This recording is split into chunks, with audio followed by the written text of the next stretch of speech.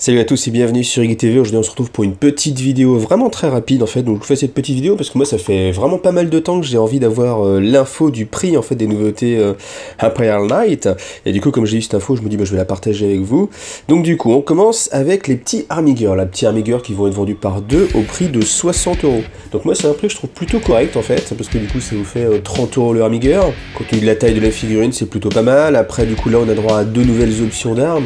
Enfin un autocanon qu'on peut mettre sur chaque arme, donc je sais pas après si on pourra faire des combos avec d'un côté l'autocanon, de l'autre côté la tronçonneuse, ça faudra voir évidemment une fois qu'on aura le codex, mais bon en tout cas 60 € les deux, je trouve que c'est très correct comme prix pour des figurines de cette qualité. Ensuite le magnifique, le big, le Castellan, lui va être à 130 €, donc c'est à peine plus cher que le Warden qui lui est à 124 €. Donc pour 6 € de plus, on va avoir toutes les armes de plus en carapace. Alors après, il y a pas mal de... Il y a quelques petites possibilités, parce que vous voyez, il y a deux versions, là on voit la deuxième version.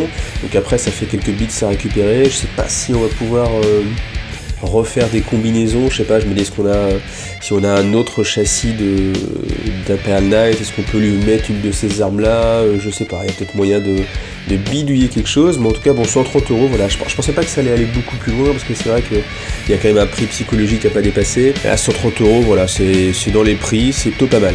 Et après, la dernière boîte, c'est Renegade, et Renegade, c'est une boîte qui va coûter 165 €, et pour 165 €, vous avez deux chevaliers, plus les décors, plus accessoirement le petit jeu, un petit jeu qui est très sympa d'ailleurs, j'ai déjà joué, c'est plutôt un jeu assez agréable à jouer. Donc là c'est la boîte bonne affaire, parce que quand vous voyez que vous avez déjà un Warden, ça coûte 124 j'ai dit, donc là vous rajoutez 40 €, et puis vous avez un autre chevalier plus les décors, donc c'est typiquement la boîte que vous avez envie d'acheter à deux, ou si vous avez envie de compléter votre maison, ou même de commencer, hein, donc voilà. Alors je sais pas si les quantités seront limitées, a priori pas trop, mais à mon avis il faudrait assez se dépêcher. Voilà, une très bonne boîte. Alors si petite précision quand même, c'est qu'à l'intérieur vous n'allez pas avoir, enfin si c'est la même que la boîte d'avant, vous avez qu'une seule arme d'amélioration, enfin une seule grappe d'amélioration, c'est-à-dire celle avec ce qui différencie en fait l'ancien Imperial Knight du Warden, c'est-à-dire la grappe avec le lance-missile, les autocanons, le Gatling, et puis le gantelet en fait. Donc faites-y attention si vous l'achetez avec un ami et que vous voulez tous les deux monter des missiles en carapace, ce sera pas possible, faudra répartir ça.